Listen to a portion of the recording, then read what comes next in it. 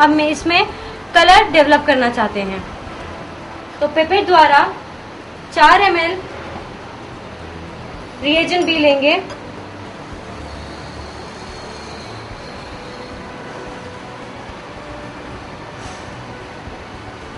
इस तरीके से 4 ml हम अपने सॉइल सैंपल में डालते हुए दिखाएंगे आपको।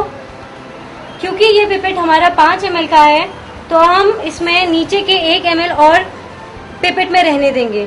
ये देखिए 4 पे मैंने इसे रोक दिया है क्योंकि 0 से लेकर के 4 रीडिंग तक का ml रिएजेंट भी हम अपने सॉइल सैंपल में डाल चुके हैं। अब और 4 ml हम रिएजेंट भी अपने ब्लैंक सैंपल में डालने के लिए लेंगे। ये है हमारा ब्लैंक सैंपल। 4 ml तक हम इसे इसमें भी भरेंगे। हम क्या करेंगे, अपने दोनों सैंपल्स में इसकी जो हमें रिंग्स इसमें दिखाई देते हैं, जैसे कि आप ये ब्लैंक सैंपल में एक रिंग यहाँ देख रहे हैं, यहाँ तक का हम डिस्टिल वाटर से इसकी वॉल्यूम यहाँ से यहाँ तक पहुँचाएंगे। उसी तरह हम अपने सॉइल सैंपल में भी उसकी जो हमारे फ्लास्क की जो रिंग है यहाँ तक का डिस्टिल वाटर इसमें डालेंगे।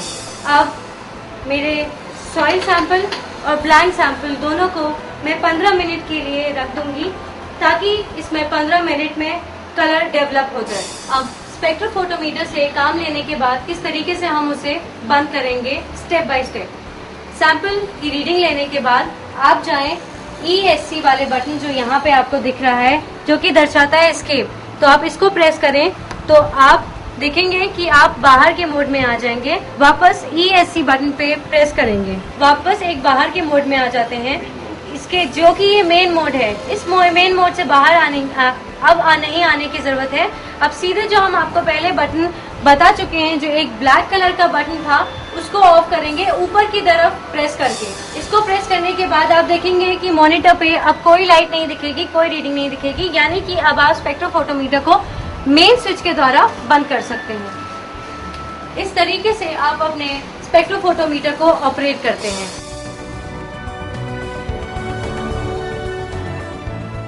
तो अब हम बात करेंगे अपने सॉल्ट टेस्ट की, जिसमें हम अपनी मिट्टी में पोटेशियम के लिए ये सॉल्ट टेस्ट परफॉर्म करेंगे। ये है हमारे 5 ग्राम वे करी हुई मिट्टी। इस 5 ग्राम मिट्टी को अब हम अपने अर्लिनमेयर फ्लास्क में ले जाएंगे। इसमें डालने के बाद हम अपना एक्सट्रैक्टिंग सोल्यूशन लेंगे, जो कि अमोनियम एसीटेट सोल्यूशन है, और इस अमोनियम एसीटेट 1 नॉर्मल सोल्यूशन का हम 25 ml लेते हैं। जैसे कि आपको यहाँ दिख रहा है, ये बीकर पे मार्क है जो कि दिखा रहा है 25 ml कैपेसिटी। इस 25 ml कैपेसिटी से हम अपना एक्सट्रैक्टिंग सोल्यूशन अपने अर्लिनमेयर फ्लास्क में डालेंगे, जिसमें हमारी 5 ग्राम मिट्टी है।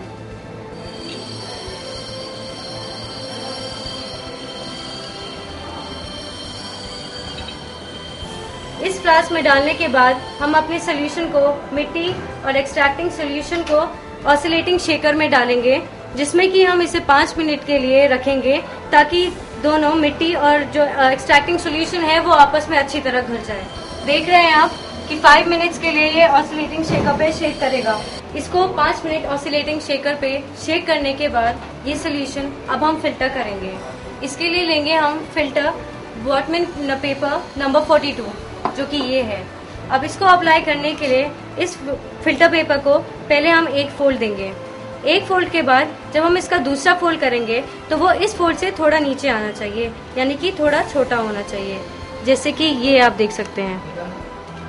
अब इस पेपर को इस तरीके से करके हम अपने फनल पे रखेंगे और इसके थ्रू फिल्टर करेंगे। ये है हमारा oscillated solution, soil sample solution. Samriddhi centre की लैबोरेटरी में आपको पोटेशियम की टेस्टिंग दिखाएंगे, जो कि फ्लेम फोटोमीटर द्वारा की जाती है। आपके सामने एक फ्लेम फोटोमीटर, ये हमारी समृद्धि सेंटर पे, हर समृद्धि सेंटर पे एक फ्लेम फोटोमीटर होता है। ये एयर कंप्रेसर है और ये बफर टैंक है।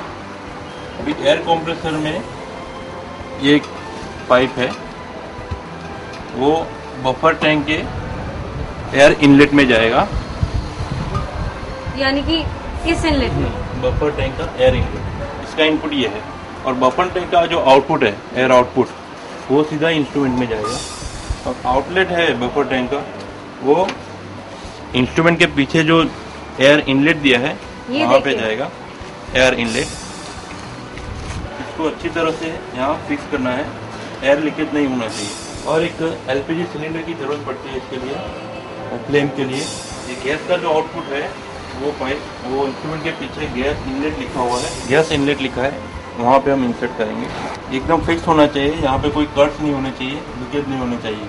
अगर कोई यहाँ पे कट्स हो गए हैं कोई, तो उसको काट के, वो कट वाला भाग काट देना है और नए से लगाना है। और ये पावर कोड है, यहाँ से इसको इंस्ट्रूमेंट को सप्लाई मिलता है 230 वोल्ट AC। और ये एयर कंप्रेसर का केबल है। ठीक है, अभी ये कनेक्शन पूरा कंप्लीट हो गया है। अब हम इंस्टॉलेशन के बाद फ्लेम फोटोमीटर का कैलिब्रेशन दिखाएंगे। इसके फ्लेम फोटोमीटर के कैलिब्रेशन के लिए हमें कुछ स्टैंडर्ड्स बनाने पड़ते हैं। जैसे अभी फॉर एग्जांपल हमने ये पोटास के कुछ स्टैंडर्ड्स बनाए, 100 ppm, 60 ppm, 40 ppm और 50 ppm। हम पहले एयर कंप्रेसर को ऑन करेंगे, उसके बाद ये डिस्टिल वाटर में एक कैपिलरी ट्यूब डिप करनी है और यहाँ एयर नॉब से 10 psi सेट करना है। यहाँ पे सेट 10 psi लिखा हुआ है, तो ये एयर नॉब से हम 10 psi एयर प्रेशर सेट करेंगे और 10 मिनट ऐसे हम रखेंगे उसको। अगर ये स्केल थोड़ा आउट होता है तो फिर से हमको 10 एडजस्ट करना है। हम यहाँ से देखेंगे, यहाँ से एक ड्रॉप गिरेगा। अभी ये चेक करना बहुत ज़रूरी है सकिंग हो रहा है कि नहीं। अगर सकिंग नहीं हो रहा है तो हम ये गैस सिलेंडर ऑन नहीं करेंगे, पहले इसको साफ करेंगे, क्लीन करेंगे, बराबर प्रॉपरली सकिंग हो रहा है, उसके बाद ही हम फ्लेम गैस सिलेंडर को ऑन करेंगे। ठीक है, अभी ये सकिंग हो रहा है, 10 psi स्टेबल हो गया है।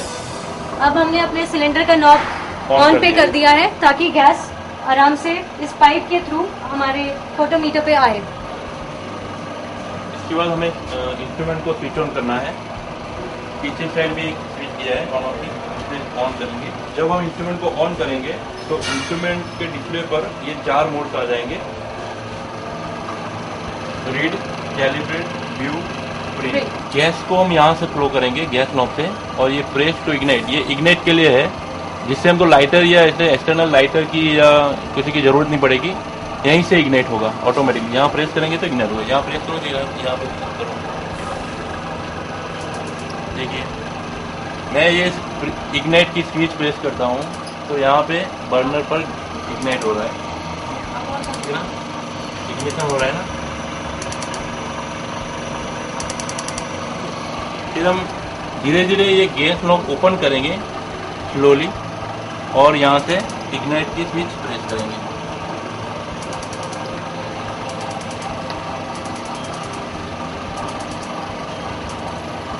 और इस तरह हम फिर फ्लेम आ जाएगी। आप ऊपर फ्लेम देख सकते हैं।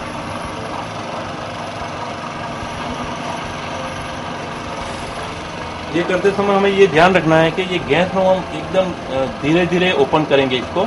एकदम से अगर ओपन हो जाएगा तो एक्सीडेंट हो सकता है। फिर हमको गैस नॉब से धीरे धीरे गैस का फ्लो कम करना है और ब्लू कॉर्न सेट करना है। जैसे हमने यहाँ पे 10 psi सेट किया है, वैसे ही गैस के नॉब से हम ब्लू कॉर्न एडजस्ट करेंगे, लाइक दिस। अभी हम इंस्ट्रूमेंट को कैलिब्रेट करेंगे। ये आप देख रहे हैं हमारे 4 डिफरेंट सॉल्यूशंस, जो कि 20 ppm, 40 ppm, 60 ppm, 100 ppm, जिसको हम कैलिब्रेट करेंगे अपने फ्लेम फोटोमीटर के द्वारा। और यहाँ पे स्क्रीन पे हम देख रहे हैं हमारे पास 4 ऑप्शंस हैं, रीड, कैलिब्रेट, व्यू और प्रे। तो हम कैलिब्रेट करेंगे तो हम सेकंड पॉइंट दबाएंगे। उसके बाद आपके पास एक ऑप्शन आएगा सिलेक्ट मेजरमेंट मोड। तो क्योंकि हम जनरल रीडिंग कर रहे हैं तो हमारा पहला ऑप्शन है जनरल, इसलिए हम फर्स्ट बटन दबाएंगे। हमारा स्टैंडर्ड है पोटासियम, सेकंड सिलेक्ट करेंगे। अब क्योंकि हम पोटाशियम का टेस्ट कर रहे हैं और यहाँ पे हमारे पास जो 4 ऑप्शंस वो दिख रहे हैं वो है सोडियम, पोटेशियम, लिथियम और कैल्शियम। तो हम सेकंड पे क्लिक करेंगे क्योंकि हम पोटेशियम का टेस्ट करना चाह रहे हैं। अब कर्व फिट आया है जिसमें हमारे पास 2 ऑप्शंस हैं, सेगमेंटल और क्वाड्रेटिक। अगर हमारे पास 2 स्टैंडर्ड है, तो हम एक्सपेरिमेंटल मोड में जाएंगे, और 3 या 3 से ज़्यादा है स्टैंडर्ड हमारे तो क्वाड्रेटिक मोड में जाएंगे। अभी हमारे पास 4 स्टैंडर्ड है तो हम क्वाड्रेटिक मोड सिलेक्ट करेंगे।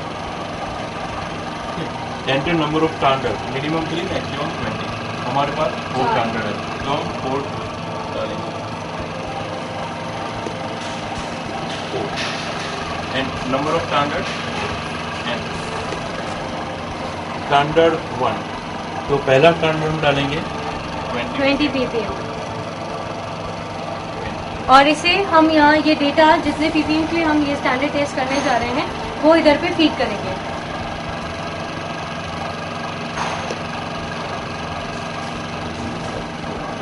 इसी तरह हम 40 ppm यानी कि 40 ppm, 60 ppm और 100 ppm के लिए यहाँ पे स्टैंडर्ड सेट करेंगे। तो अब हमारे पास और एक ऑप्शन आया है। एंटर करने के बाद ये आपको ऑप्शन आएगा, will you verify enter concentration yes और नो। आपने अगर गलती से कोई गलत डाल दिया है कि नहीं वो चेक कर सकते हैं। अगर यस करने के तो यस करेंगे तो ये फिर से दिखाएगा स्टैंडर्ड 1 में 20 है, फिर 2 में 40 ppm डाला है हमने, स्टैंडर्ड 3 60 है और स्टैंडर्ड 4 100 ppm। ठीक है, अभी हम नो करेंगे।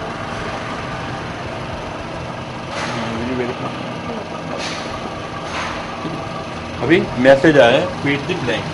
अभी ब्लैंक सॉल्यूशन हमारा ये डिस्टिल वाटर है, ये है हमारा ब्लैंक सॉल्यूशन। तो अब हम इंस्ट्रूमेंट के द्वारा इसको फीड करते हुए इसको मेजर करेंगे।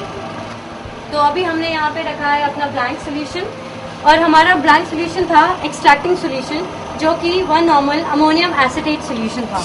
हमारी ये कैपिलरी ट्यूब जो है ये ब्लैंक सॉल्यूशन में डिप्ड है, और इसके हिसाब से जो स्क्रीन पे रीडिंग आई है वो है फीड द ब्लैंक। अब हम इसे एंटर करेंगे। अभी फिर से डिस्टिल वाटर, अब हम ब्लैंक के बजाय डिस्टिल वाटर रखेंगे और अपने कैपिलरी ट्यूब से उसकी डिस्टिल वाटर रीडिंग रखेंगे। लेंगे। नीचे न्यूबिलाइजर क्लीनिंग के लिए हम डिस्टिल वाटर रखते हैं। जो हम क्लीनिंग करते हैं डिस्टिल वाटर से उसे हम कहते हैं न्यूबिलाइजर क्लीनिंग। क्लीनिंग न्यूबिलाइजर, देखिए ये स्क्रीन पे दिखा रहा है। अभी डिस्टिल वाटर से न्यूबिलाइजर क्लीनिंग हो रहा है, अभी वो हो गया है। अभी स्टैंडर्ड 1 फीड करने के लिए बोल रहा है, तो अभी हम स्टैंडर्ड 1 करें। अभी स्टैंडर्ड 1 हमने 20 ppm का डाला था। ये यहाँ पे आप देख रहे हैं अलग अलग स्टैंडर्ड्स रखे हैं 20 ppm, 40 ppm, 60 ppm और 100 ppm पे। तो जैसे कि हमारे फोटोमीटर ने मांगा है कि हम पहला स्टैंडर्ड सोल्यूशन दें, तो हम 20 ppm का स्टैंडर्ड सोल्यूशन यहाँ पे फीड करेंगे।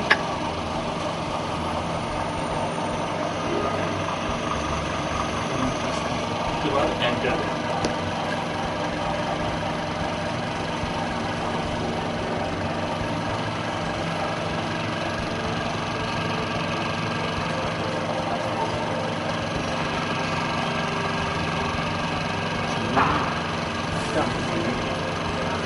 डिस्टिल वाटर में डाल रहे डिस्टिल हैं। वाटर रीड करेंगे।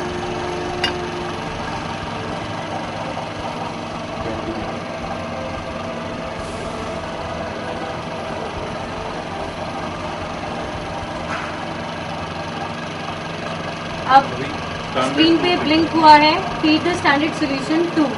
सेकंड स्टैंडर्ड सोल्यूशन जो हमारा है वो 40 ppm का है। तो कैपिलरी ट्यूब को सॉफ्ट टिश्यू से पोंछने के बाद हमारे स्पेशलिस्ट 40 ppm स्टैंडर्ड सोल्यूशन के लिए रीडिंग लेंगे। ये एंटर करने के बाद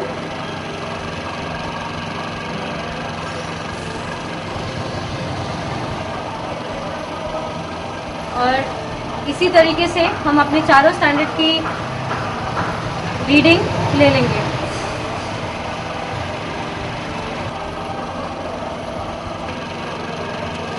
अभी 4 स्टैंडर्ड डाल देने के बाद वो मैसेज आएगा सेव दिस कर्व, हमें इसमें यस देना है। अभी ये 4 कैलिब्रेशन स्टैंडर्ड कैलिब्रेशन का जो कर्व बनेगा वो उसको हमको सेव करना है, तो उसके लिए हम यस करेंगे। और फिर आएगा message enter tell file number, इसमें हम मैक्सिमम 5 फाइल सेव कर सकते हैं। अभी हमने ये पहला डेटा कैलिब्रेट किया है तो हम इसको 1 नंबर देंगे, 1 number, then press enter. Overwrite the existing file, इसका मतलब है आपकी 1 नंबर की फाइल में जो भी डेटा है अभी उस पर ये ओवरराइट हो जाएगा। दैट मीन्स पहले जो है वो डिलीट हो जाएगा और ये कर्व जो बनाया हमने तो कैलिब्रेट किया वो उसमें सेव हो जाएगा। Enter the date. अभी हमें आज की डेट डालनी है, क्योंकि अभी हमने कैलिब्रेट किया है, तो आज की डेट डालेंगे हम। तो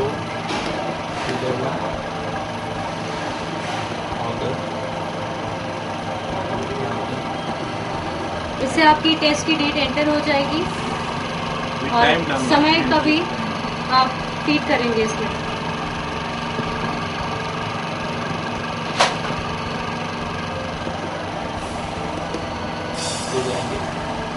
टाइम फीड करने के बाद यहाँ आपके नाम की एंट्री मांगेगा, और जैसे कि हमने यहाँ पे हिमानी नाम डाला है, तो ये नाम डालने के बाद अब हम इसको नेक्स्ट स्टेप पे ले जाएंगे। अब क्योंकि हमें इसकी प्रिंटिंग नहीं चाहिए, इसलिए हम प्रिंट का जो ऑप्शन हमें मिल रहा है इसके लिए हम नो के लिए जाएंगे। स्क्रीन पे 6 मोड्स ब्लिंक कर रहे हैं: samples, rapid, view, print, norm और सेव। अब हम अपनी सॉइल सैंपल की रीडिंग ले रहे हैं, इसलिए हम फर्स्ट पेज को एंटर करेंगे। अब ये है हमारा सॉइल सैंपल जिसे हमने फिल्ट्रेट किया था, और फिल्टर करने के बाद हम इस सॉइल सोल्यूशन को, सॉइल सैंपल को कैलिब्रेशन के लिए ले जाएंगे। उससे पहले कैपिलरी ट्यूब को वापस टिश्यू पेपर से पोंछते हुए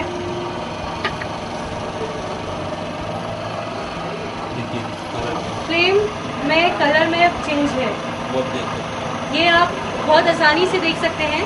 फिर से मैं गौर करूंगी कि एक बार फिर से आप फ्लेम में जो चेंजेस दिख रहे हैं उस पर ध्यान दें। पोटेशियम की कंटेंट दिखा रहा है, और फ्लेम में अब आप चेंज देखेंगे कि जब हमने सॉइल सैंपल हटाया और डिस्टिल वाटर में डाला तो फ्लेम की जो रेडनेस थी, जो लालपन था, वो अब कम हो गया है। हम एक ही करके हम बाहर आ जाएंगे, तो ये सीधा आपका सैंपल 1 का रीडिंग दिखाएगा। अब आप देख सकते हैं फिर हमारी सॉइल सैंपल की रीडिंग यहाँ पे 24.9 यानी कि 24.9 आई है। उसके बाद जो हमें कैलकुलेशंस करनी होती है वो मैं आपको बताती हूँ।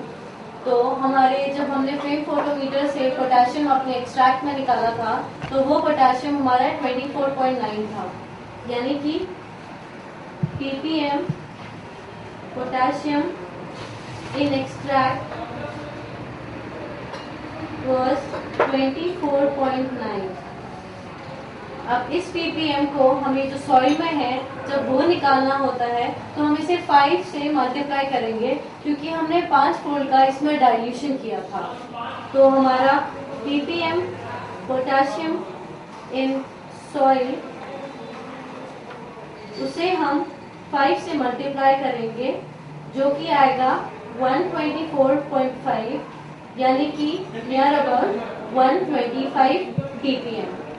अब जब हम अपनी रिकमेंडेशन अपने फार्मर्स को देते हैं, तो वो रिकमेंडेशन अगर हमें kg पर हेक्टेयर में देनी है, तो उस ppm पोटेशियम को हम एज अवेलेबल पोटेशियम देंगे। वो इस तरीके से कि जो हमारी अवेलेबल पोटेशियम इन सॉइल, जो कि हमारी 125 ppm है, हम उसे किस तरीके से kg पर हेक्टेयर में देंगे, उसके लिए हम अपनी अवेलेबल पोटेशियम जो है हमारी, उसे हम 2 से मल्टीप्लाई करेंगे, यानी कि वो हो जाएगा 125 इंटू 2, यानी कि 250 kg पर हेक्टेयर।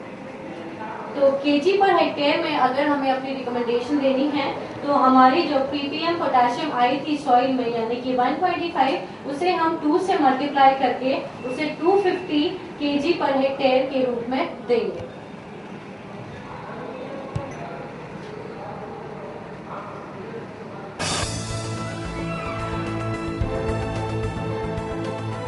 सभी समृद्धि सेंटर्स में जो पहले हम पोटेशियम की टेस्टिंग के लिए जो फ्लेम फोटोमीटर मशीन यूज करते थे, वो पहले हम मैनुअल यानी कि पुश बटन वाली यूज करते थे, जो कि आप यहाँ देख सकते हैं। जैसे इस तरीके का एक रेड कलर का नॉब आपको यहाँ दिख रहा है, तो ये हमारी पुरानी CL361 एलिको इंडिया लिमिटेड की फ्लेम फोटोमीटर है, जिसका मैनुअल पुश बटन है। बट अब जो मशीन्स हमारे समृद्धि सेंटर्स में हैं वो ऑटो इग्निशन वाली हैं, तो उसमें आपको इस कलर का, इस रेड कलर का इस तरीके का मैनुअल पुश बटन नहीं दिखेगा। उसमें यहाँ पे आपको 3 LEDs दिखेंगी, जिसमें कि एक एयर के लिए होगी, दूसरी गैस के लिए और तीसरी फ्लेम के लिए। पर वहाँ पे भी आपको इस तरीके का एक एयर नॉब और एक गैस नॉब दिखेगा, और आपको 10 PSI में दिखाती हुई एक यहाँ पे नॉब भी दिखेगी। सबसे पहले आप ऑटो इग्निशन वाली जो नया फ्लेम फोटोमीटर है उसको ऑपरेट करने के लिए सबसे पहले अपने एयर नॉब को खोलें और उसे 10 PSI पे सेट करें। जब ये 10 PSI पे सेट हो जाएगा तो हमारा जो एयर का LED उसमें होता है वो आपको ग्लो करता हुआ दिखेगा। उसके बाद आप अपने सिलेंडर के रेगुलेटर का जो ये नॉब, ब्लैक नॉब है, इसे ऊपर करेंगे। जब ये ऊपर हो जाएगा तो यानी कि गैस आनी शुरू हो जाएगी, तो आपका जो दूसरा LED है गैस का वो यहाँ पे ग्लो करना शुरू हो जाएगा। उसके बाद अब अपने गैस नॉब से हल्के हल्के तरीके से यहाँ से गैस दें, तो आप देखेंगे कि यहाँ से इधर से आपको एक फ्लेम ऑपरेट होती हुई दिखेगी, फ्लेम जलती हुई दिखेगी, और वो एक्चुअली ऑटो इग्निशन से हो जाएगी। तो उसमें आपको यहाँ पे जिस तरीके से ये जो बटन है उसको प्रेस करने की कोई जरूरत नहीं है। वहाँ पे सिर्फ आपको गैस यहाँ से देनी है और थोड़ा यहाँ से रेगुलेट करना है गैस को, और फ्लेम जो होगी वो खुद ब खुद यहाँ से इग्नाइट हो जाएगी। अगर आपकी पहली बार में गैस इग्नाइट नहीं हो रही है तो आप अपने 10 PSI, आप अपने एयर नॉब से जो आपका उसका ब्रेकर है उसको 10 PSI से 8 और अदरवाइज 7 PSI पे लाएं। तो उससे ये होगा कि एयर का भी रेगुलेशन खत्म हो जाएगा और गैस का भी, और तीनों LEDs हमारी यहाँ पे ग्लो करना बंद कर जाएंगी। उसके बाद आप वापस अपने एयर नॉब से अपने एयर को 7 PSI और मे बी 8 PSI से वापस 10 PSI में लाएं, तो आप देखेंगे कि यहाँ पे वापस आपका जो ग्लो करेंगी LEDs वो वापस ग्लो करना शुरू हो जाएंगी। एयर की LED भी ग्लो करेगी और साथ में गैस की भी, और फिर जो फ्लेम होगी वो ऑटोमेटिकली इग्नाइट हो जाएगी और आप यहाँ पे वो फ्लेम को देख पाएंगे।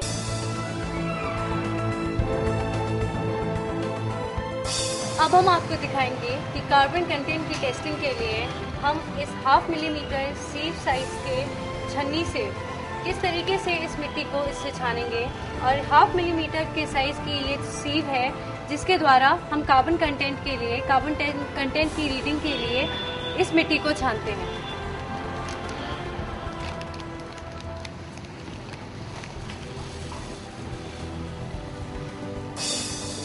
मिट्टी से छानने के वक्त जब आपको ये बड़े कण दिखते हैं तो आप इन्हें एक किनारे पे बटोर लें कि इस मिट्टी को आप उसी पॉली बैग में रखें जिसमें इसका कोड है।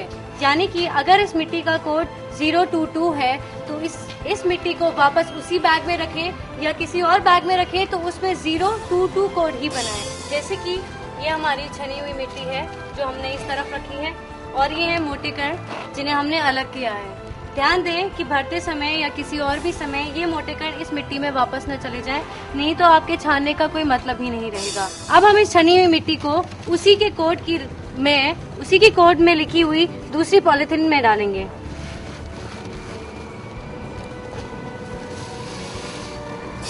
अब हम अपनी मिट्टी जिसे हमने 0.5 मिलीमीटर सीड साइज की छन्नी से छाना था उसे हम अपने पॉलिथीन कोड 022 में अपनी लैबोरेटरी में लेकर के आए हैं, और अब हम इसमें से अपनी मिट्टी जो हमें रिक्वायर्ड अमाउंट है उसे छानेंगे। इसके बाद हम अपनी मिट्टी को अब इस पे रख के वे करेंगे। अब हमने अपनी उसी मिट्टी को वे करना है, तो हम अपने कोड वाले पॉलिथीन बैग से 1 ग्राम मिट्टी का वजन लेंगे।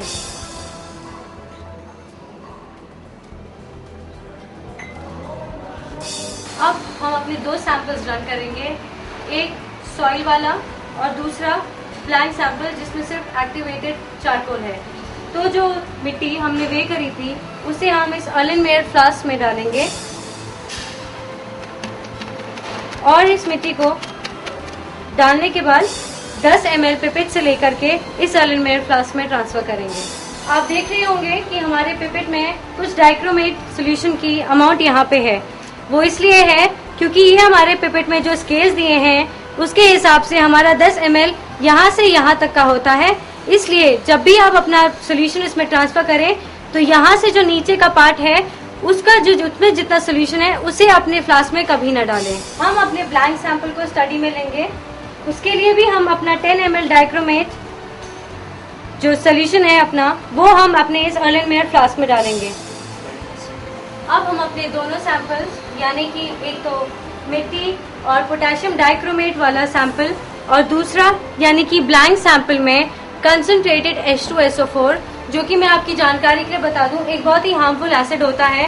तो जब भी आप इसके द्वारा कोई एक्सपेरिमेंट या कोई सैंपल टेस्ट करें तो अपने ग्लव्स हमेशा हाथ में पहन के करें और अपने कपड़ों को और अपने आप को थोड़ा सा दूर रख के इसके साथ डील करें, क्योंकि अगर ये आप पे गिरेगा और आपके कपड़ों पे गिरेगा तो ये आपको जला सकता है। अब मैं 20 ml कंसंट्रेटेड H2SO4 इस बीकर से इस मेजरिंग सिलेंडर में डालूंगी और 20 ml की क्वांटिटी अपने सॉइल सैंपल जिसमें सॉइल है और दूसरा ब्लैंक सैंपल जिसमें मिट्टी नहीं है यानी कि सॉइल नहीं है उसमें डालूंगी। सल्फ्यूरिक एसिड हम अपने पहले सैंपल यानी कि हमारा जो सॉइल सैंपल है उसमें डालेंगे और इसे हल्के हल्के इसमें डालें, एक साथ एक झटके में न डालें।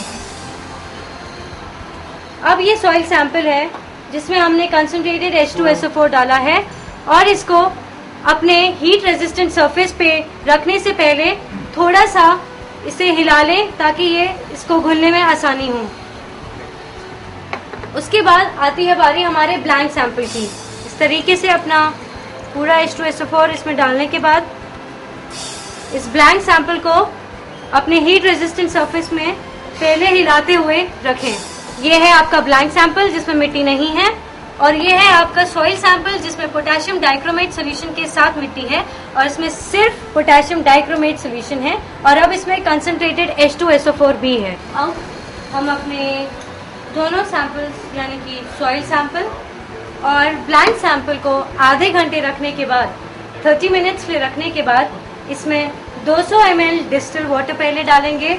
उसके बाद हम 10 ml ऑर्थोफॉस्फोरिक एसिड डालेंगे और उसके बाद हम डाइफिनाइल अमीन डालेंगे 1 ml। अब हमने देखा कि पहले डिस्टिल्ड वाटर डाल के फिर ऑर्थोफॉस्फोरिक एसिड डाल के और उसके बाद 1 ml डाइफिनाइल अमीन इंडिकेटर डालने के बाद हम यहाँ पे देख रहे हैं कि हमें सोल्यूशन मिला है जिसमें कुछ कलर है। अब हम इन दोनों को थोड़ी देर हिलाएंगे। टाइट्रेशन करने के लिए जो हम यूज करते हैं वो फेरस अमोनियम सल्फेट यूज कर रहे हैं और जैसे कि हमने ऑर्गेनिक कार्बन में एक ब्लैंक प्रिपेयर किया और एक सॉइल सैंपल प्रिपेयर किया, तो अब हम दोनों को इंडिविजुअली टाइट्रेट करेंगे और वो हम अपने टाइट्रेशन करते हैं वो अपने ब्यूरेट की मदद से करते हैं। तो ये है हमारा ब्यूरेट जिसमें कि हमने यहाँ पे ऊपर के लेवल तक आप देख सकते हैं जो मेनिस्कस है उसका, वो मेनिस्कस यहाँ पे कोइंसाइड कर रहा है उसके मार्क से और इसमें हमने फेरस अमोनियम सल्फेट फिल किया है। इसको अब हम ड्रॉप बाय ड्रॉप अपने ब्लैंक और अपने सॉइल सैंपल के लिए टाइट्रेशन में यूज करेंगे। तो पहले मैं आपको एक ड्रास्टिक चेंज दिखाने के लिए, कंपैरिजन करने के लिए दिखा दूं कि जैसे कि ये हमारा ब्लैंक है जो कि अभी टाइट्रेट नहीं किया हुआ है और ब्लैंक में सॉइल नहीं होती है, सॉइल सैंपल में आपको सॉइल मिलेगी, ये सिर्फ ब्लैंक है और ब्लैंक को जब हम टाइट्रेट कर लेंगे तो वो इस तरीके का हमें इस कलर का दिखना चाहिए। तो ये जो रिस्पेक्टिव चेंज है वो टाइट्रेशन की मदद से हम देखेंगे और जहाँ पे जिस लेवल पे ये जो टाइट्रेशन होता है, जिस लेवल पे टाइट्रेशन में आप ये ड्रास्टिक कलर चेंज देखेंगे वो लेवल हमें मार्क करना होता है, वो एज अ ब्लैंक रीडिंग हम उसको लेकर के चलते हैं। तो ये हमारा ब्लैंक था बिफोर टाइट्रेशन और ये हमारा ब्लैंक है आफ्टर टाइट्रेशन। तो मैं अब आपको दिखाती हूँ कि कैसे हम अपने ब्लैंक जो है उसको टाइट्रेट करेंगे। अब हम इसे अपने टाइट्रेशन स्टैंड पे रखेंगे और ये नॉब को हल्के से रिलीज करेंगे। जब तो नॉब को रिलीज करेंगे तो इधर से जो हमारा फेरस अमोनियम सल्फेट है वो ड्रॉप बाय ड्रॉप हम इस पे गिराएंगे। अब आप इस तरफ देखें, टाइट्रेशन करते वक्त साथ में हमें इस तरीके से अपने ब्लैंक को हिलाते रहना है। ये देखिए इस तरीके से ये कलर चेंज जब आप देख सकते हैं,